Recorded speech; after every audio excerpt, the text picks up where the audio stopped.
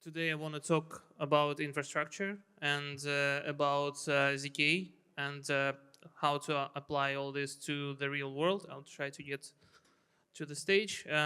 First, a little bit about myself. I was actually born in Baltic states in Riga a while ago, and I professionally started in the blockchain space in or crypto space in 2017. Like quite a few people joined there. There was a big wave of fairly successful ICOs back then. I joined one of them. It was called, or it is called Status. It's kind of trying to build a super app with the wallet, chat, and socials on Ethereum. From there, I joined Ethereum as a core dev and as a researcher in the Ethereum Foundation itself. I've been working on a few hard forks that or updates to Ethereum that you maybe heard about. First was, I think, is from the more heard of is the burning of the base fee thing. It's or EIP 1559 in London hard fork that made this meme of ultrasound money with a shrinking supply of ETH. Another thing was, of course, switching Ethereum from proof of work to proof of stake, otherwise called the merge. And then also some other research. I also was one of the founding engineers on the Ethereum node called Erigon that was kind of performance slash space efficient. And now I'm a co-founder and the CTO of Gateway Group, and we are all about infrastructure here. So Gateway itself has kind of three subsidiaries in it. One is called Stakeway, and it's a staking service. Again, we are part of Lido. We have, I think, over $500 million in TVL overall on Ethereum, Gnosis, and other chains. I think we're in top 20% of Ethereum validators in general by efficiency. So that's staking. We also had an R&D arm where we basically help others build protocols and do some other cool things with the blockchain. For instance, we are very much involved in the things like building some protocols and building nodes for rollups and layers 2 in general. And finally, we have a Presto platform, which is basically a platform as a service that is Web3 native that helps you to build your Web3 application much easier and faster by using some bleeding edge tech like L2, ZK, and stuff like that. So, and I will talk about L2 today. So, I don't know, who of you, can you raise your hand who are familiar with L2s and the concept? Okay, we have a few. So I'll still do a little bit of a crash course on that. So basically the idea of L2 was born in, I think, just before the merge, when Ethereum had some issues with the throughput for a while. One first thing that I personally experienced was with CryptoKitties in 2017, because nobody could transact on the chain because literally people were breeding cats there, which was quite funny. And then over the place, there was always some places when it was congested, it was very difficult to transact. And there were a lot of ideas about how to improve the throughput.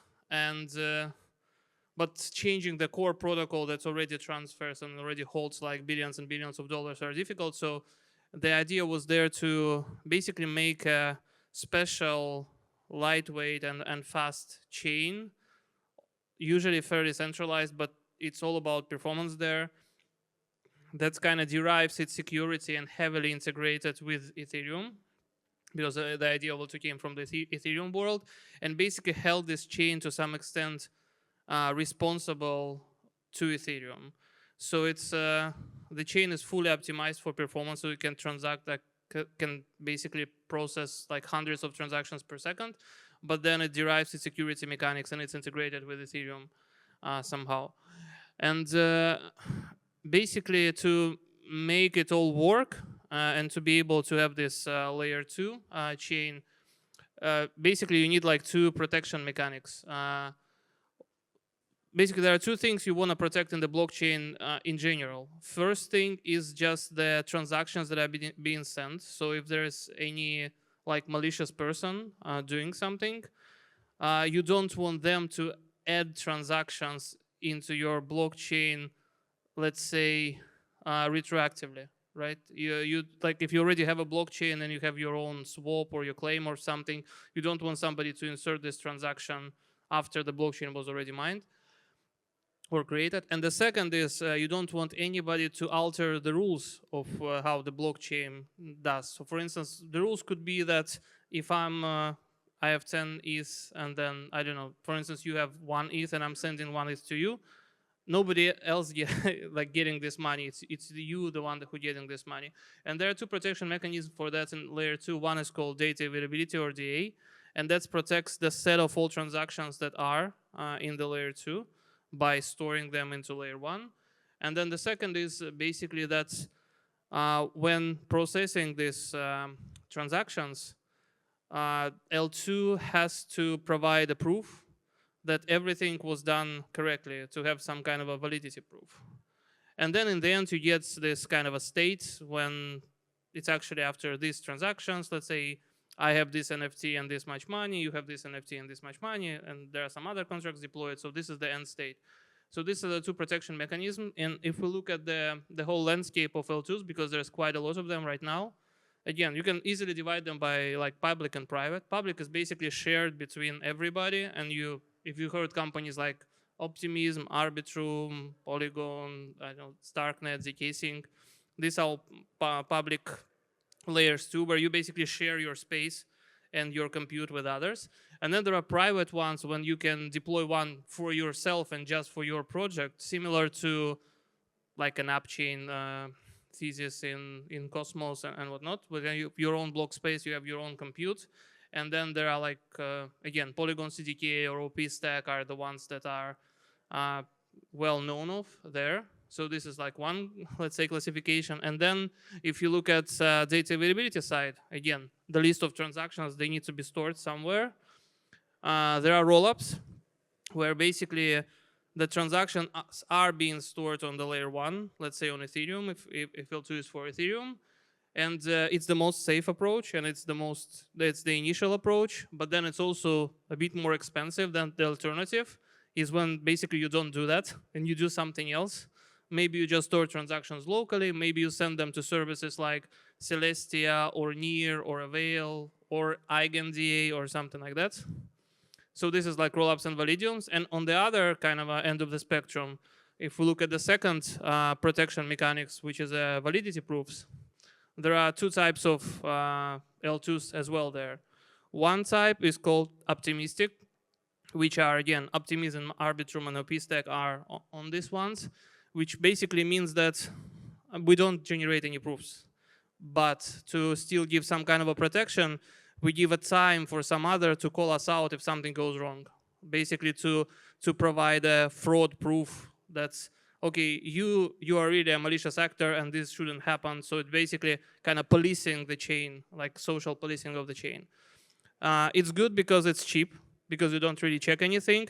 And it's bad because, first of all, the period for the people to react, because it's actually people or bots are reacting, is fairly long.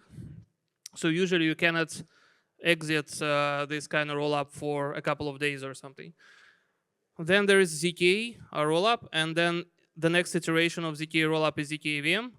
Since basically zk is when every transaction and everything that's happening, every transaction get a validity proof that's then verified on L1. It's a very challenging cryptographical problem.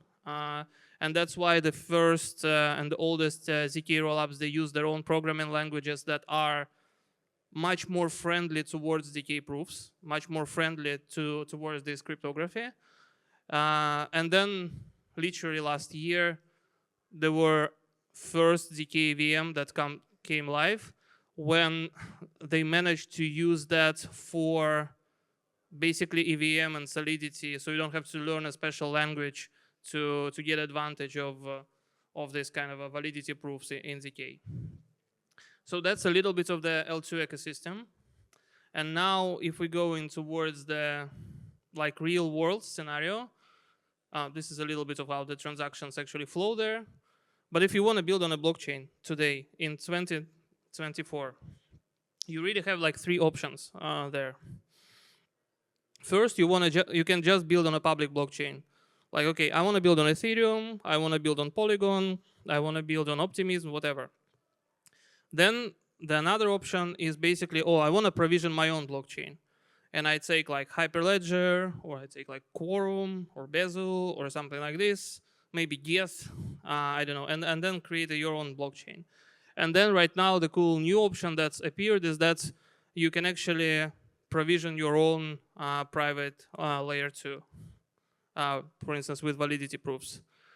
And for instance, if you're talking about the real world, then you care about more or less these things. Because you have like real users, you want scalability to be able to support these real users. You don't want your system to go down just because you are successful. Then you want tooling support because you want your developers to be able to use some sort of tooling. You want your users to be happy when transacting there. And you want to be able to hire people. That means that the knowledge of the system should also exist. Like if there's like 3 people in the world who can write certain dialect of something, then probably the salaries would be like there are 3 people in the world. So, so for the real world use case, you kind of care about this part. And if we look and analyze a little bit about kind of this for public blockchains, I also added a little bit there. It's not the final iteration of my slides, but but basically tooling for the public blockchain is typically really good because there's also like third-party tooling. So especially if it's an established blockchain, there is already like quite a lot of tooling there. And knowledge is usually the best. Like if you're looking for question, oh, I'm deploying on Ethereum, or I'm deploying on Polygon, or I'm making a time lock in Bitcoin, like even ChatGPT can give you answers there. I mean, there's also, of course, questions, communities, and whatnot.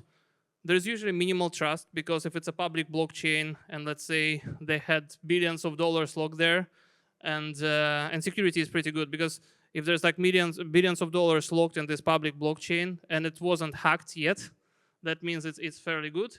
Again, you can also interop with other services who are on the same blockchain. Let's say if you want to use a stable coin like USDC or USDT, you can just directly use it from there. But the bad parts are, as we told, scalability is not great often. And the prices are, I mean, it can go from like $2 to $200 in an overnight, essentially, for a single transaction, which is unpredictable.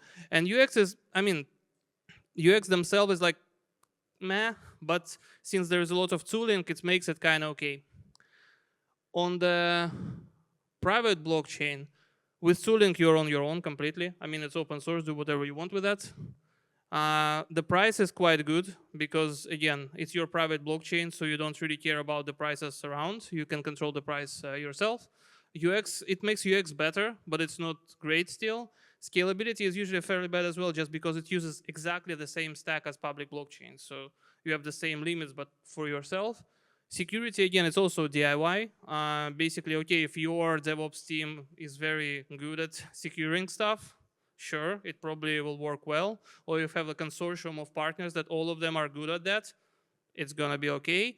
But it all depends on you. And trust with these parties who run validators on this private chain or run block production is basically maximized. You need to trust them quite a lot for that. And since it's a private blockchain, I mean, interoperation, just forget about it. You can, again, do it yourself, like by putting some bridges around, but there is no solutions out of the box for you. Knowledge is basically, here is the source code, here are the docs, do whatever you want with that, and support you're usually like on your own completely. If you look at the L2s, private L2s, again, tooling is still DIY. UX depends, it's usually better because of the quick confirmation times and good scalability. It's of course cheap and controllable or even free, which improves the UX, so you don't need to even, like your customers don't need their own token to start transaction on this L2. You can control them somehow else. Scalability is good because it literally was designed for scalability for hundreds of transactions per second. And then security, since it derives it from the layer 1, that's where the security is also quite good. And the same thing with interoperation. For L2s, there's a lot of projects right now that are kind of unifying the liquidity back. Like there's Polygon egg layer, there's shared sequencing, there is like multi L2 bridges like layer 0 and stuff. So there's much more tooling on the interop side there. So it's not perfect, but it's not as good as like when you just have one blockchain, but it's as close as you can get with modern tech there. And the knowledge is all right. I mean, it's still not perfect. So, and that's where, I mean, we try to come in and basically launch a platform that's, yeah, I mean, this is like how the layer 2 looks like, so it's fairly complicated to provision. So basically, we started building this kind of a Presto platform to address the weak points here, like tooling, knowledge, and support, basically. And what we are doing here is that, again, with a couple of clicks, you can basically build your own L2 chain.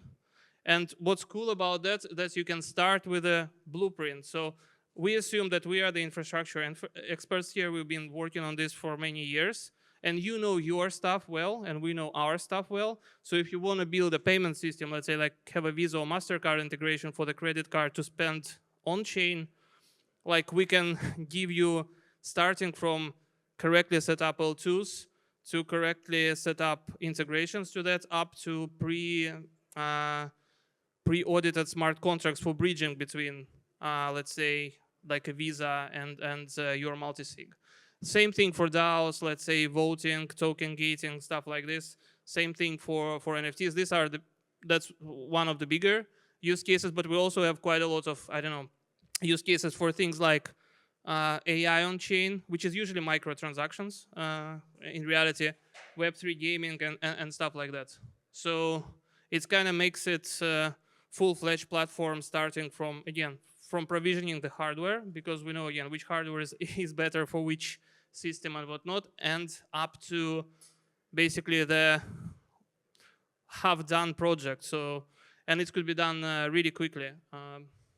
So, and with the support that we also do like more as a service, we also help you like with these things. So if you want to use a zk rollup, we can tell you which functions of Solidity or whatnot, or which compilers are zk friendly, which are not, because it can give you like a big difference in both throughput and basically the price. In this, again, we can suggest you where to get hardware, let's say to run a prover or something like this. We have some documentation, hackathons, and workshops on that.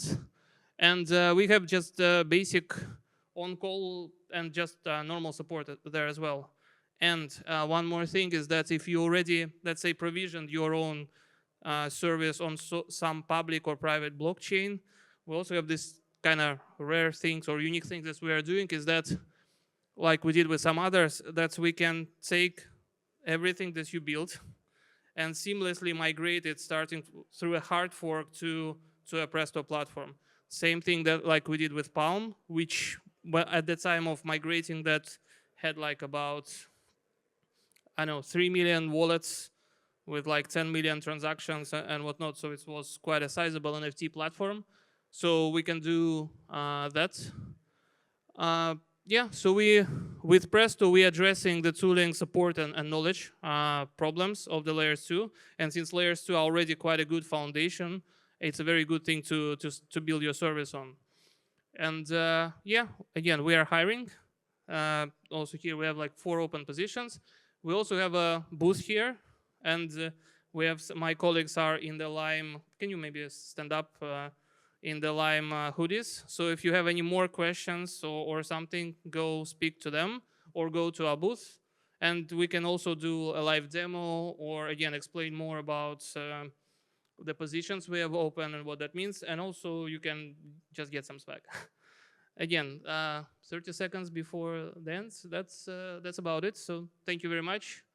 Yeah, if you have any questions, yeah, feel free to ask me now or find me at the booth in a few moments.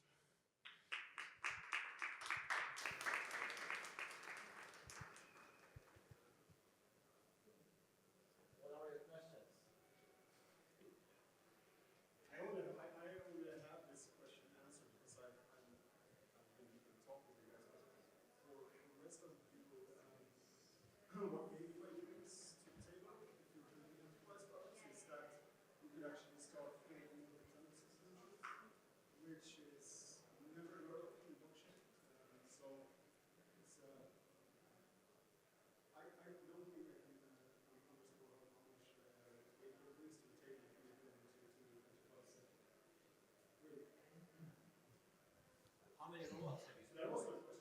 Yeah.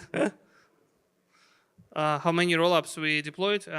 We deployed a little under 2,000 testnets on this thing since September of the last year. Of course, like paid and commercial mainnets are way less than that, but it's so easy to deploy that we basically have like 50 to 60 deployed every week there. So there's the biggest clients. Well, I mean, we have the slide with them. Unfortunately, the biggest potential clients I cannot talk with you about because the NDA. I think it's we're official partner of Immutable. We work with Wirex. We work with Gnosis Pay. Palm is it was the blockchain that had Marvel NFTs on it, for instance. IMX is the company that has a blockchain backend for like Ubisoft games and whatnot. So again, Lido. Polygon itself, for instance, is one of the big clients for us. Yeah.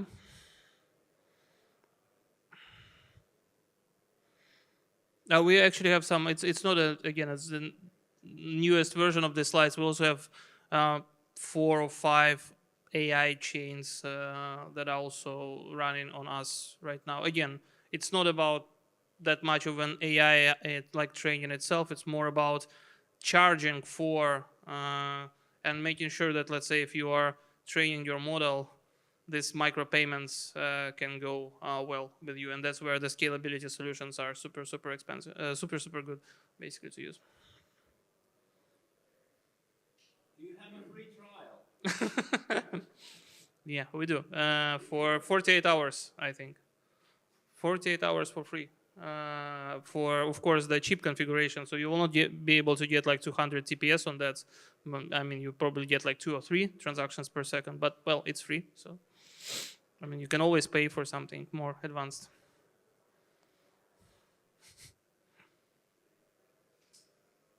Okay, but then find us at the booth, and I'm happy to chat more. Or again, on the booth, you can join our Discord community, and if you don't want to ask questions in public or something, or prefer text, it's always possible to do it as well. Oh yeah, don't forget to mint the POAP. You see, there's like we're big friends with the guys from the POAP, so we're probably the only ones here who have it, right? But yeah, it's a cool tool, so worth visiting just for that. Okay, but then thank you very much, and